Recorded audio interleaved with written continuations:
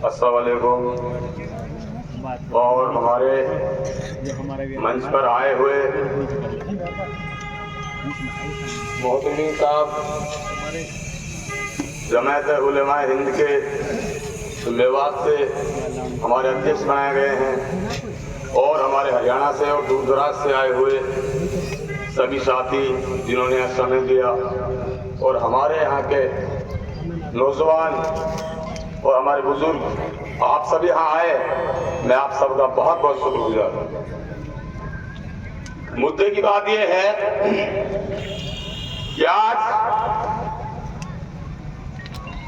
BJP की सरकार है और इस सरकार के अंदर जो मैंने गहराइयों से देखा है वो ये देखा है कि पूरे राजस्थान प्रदेश में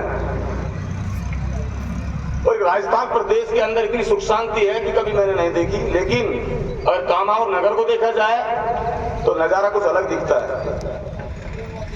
हर जगह यही सरकार है, लेकिन यहां क्यों और इतनी बदतमीजी क्यों?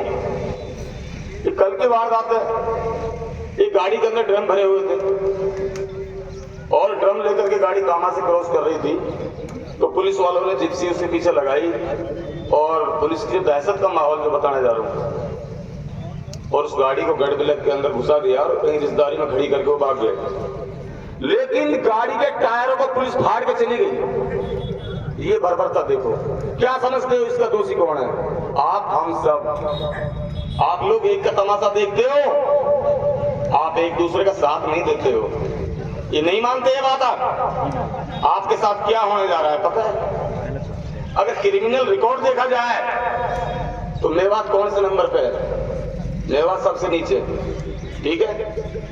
लेकिन जब चीटिंगबाजी है तो चल रहा है आज, ये और जगह भी चल रहा है, बाकी स्टेटों में भी चल रहा है, बाकी राजस्थान के अंदर कई जिलों में चल रहा है। वो आप सब अखबारबाजी देखते हो, सारे पढ़ते हो। लेकिन मैं आप सबके सामने बता देना चाहता हूं कि इस मेवात को टारगेट किया जा रहा है और आप सबको ये होश नहीं होने दे रहे हैं कि रिकॉर्डली क्रिमिनल आपको कैसे किया जाए।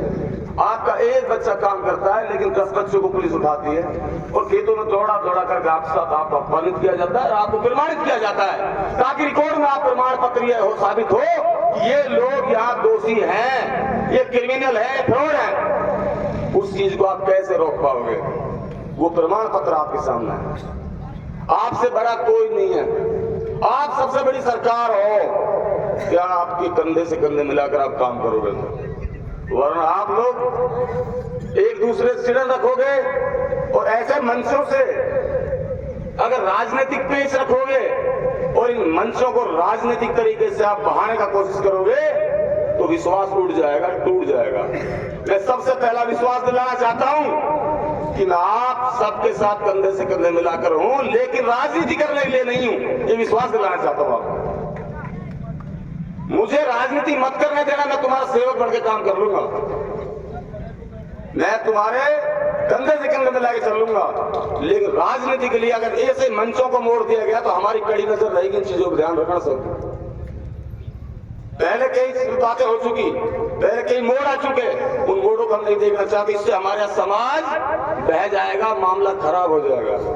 मैं आपने उलमा और हजरातों से निवेदन करना चाहता हूं कि आपकी बात पर हम भरोसा करते हैं, आपकी बातों पर पूरी कौम भरोसा करती है और हम ये कहना चाहते हैं कि आप लोग अगर इस वीडियो को एक शक्ति के साथ उठा लोगे तो इनसे अल्लाह ताला पूरी मेवात आपके साथ खड़ी नजर आएगी, विश्वास दिलाता हूं आज। ये कौम इतनी कमजोर नहीं है, ये कौम को लीडरों के जरिए से डराया जा रहा है। लीडर गुलाम हो चुके और इस गुलामी को दूर करने के लिए आप हम सबको एकजुट होना पड़ेगा और एक लीडरशिप को अलग करके एक किसान बन करके एक आम आदमी बन करके हमें काम करना होगा। अगर आप लोगों को इस मेवात को बचाना है। मेवात गिर चुकी है, मेवात चारों तरफ से गिर चुकी। यहाँ आगे तुम्हारे ट्रेनिंग सेंटर, यहाँ आ गया बटालियन, यहाँ आगे बड़े बड़े कैंप, जबकि यहाँ होना चाहिए डेवलपमेंट, यहाँ होना चाहिए फैक्ट्रियां। ये दिल्ली से बहुत नजदीक है, इसकी आवाज कौन उठाएगा? हम हाथ में एक दूसरे की टांग खींचने का काम कर रहे हैं। मैं गलत तो नहीं कह रहा कहीं? आप हम सब में ये बना हुआ है कि प्यार प्रेम को दूर करके हम एक दूसरे के टांग खींचने लगे हुए हैं। आज ये भी समाज का ही काम था, एक नीम लगा एक अनपढ़ गवार आदमी गाड़ी रख करके और हमारी कौम को बदनाम करके पूरे लोग ठग लिया।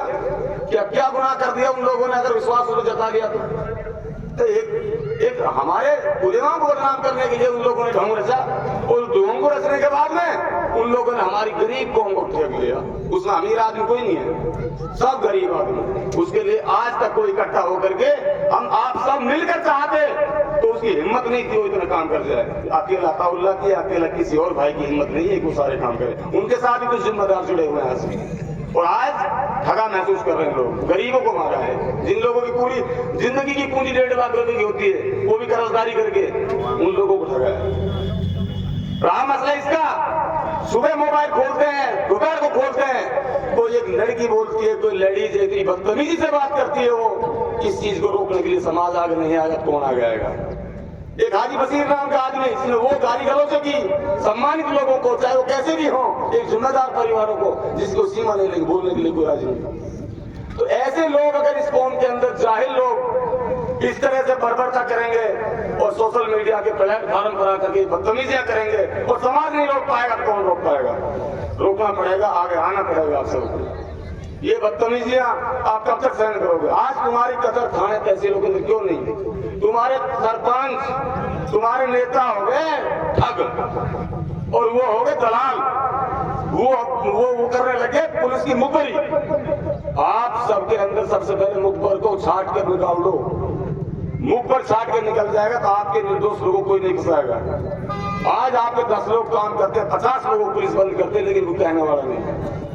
आईजी की टीम का एक रवैया है, ऊपर से जो टीम लगी हुई है, इसकी आईजी की टीम है, वो एक बार किसी भी क्रिमिनल को पकड़ते हैं या उसके साथ एक निर्दोष लोगों को कहीं से उठाया जाता है, लुक्कड़ों से या कहीं रास्ते से कहीं से भी, और उनको उठा करके थाने में दे देते हैं। और थाने में देने के बाद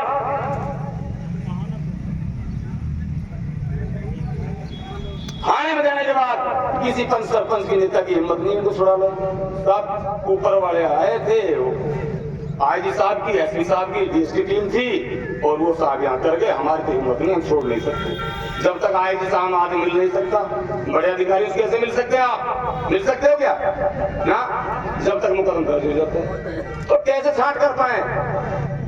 माननीय आईजी साहब से मैं 1-2-4 बार मिला हूँ। हमारे एम जुबैर साहब, चौधरी अकबर साहब जोधपुर, 1-2-4 आदमी और जिम्मेदार सीताराम गुप्ता जी को लेकर के हम वहां मिले, 2-4 बार हमने बातें रखी, और बात रखने के बाद में हमने उनसे कहा कि ये सुप्रीम कोर्ट का आदेश नहीं है कि आप किसी के मकान तोड़वाएं, ये आपकी पुलिस जबरदस्ती किसी का मकान तोड़े, ये नहीं हो सकता।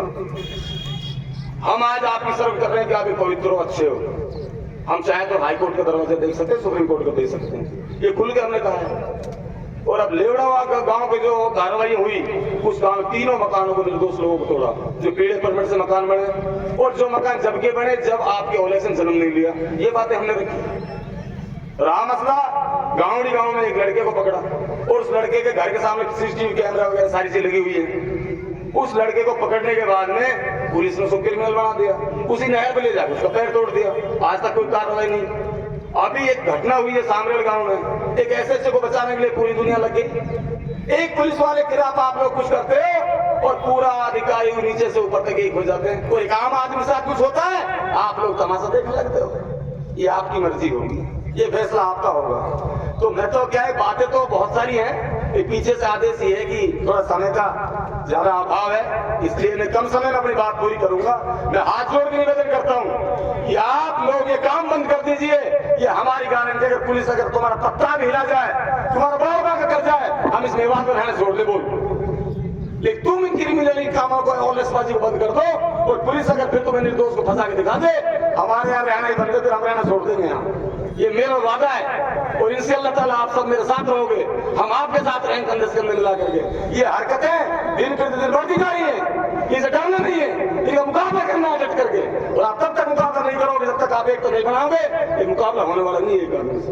इतनी बातों को कहकर जय हिंद, जय भारत, अस्सलाम वालेकुम। कोई गलती हुई हो उसके लिए माफी।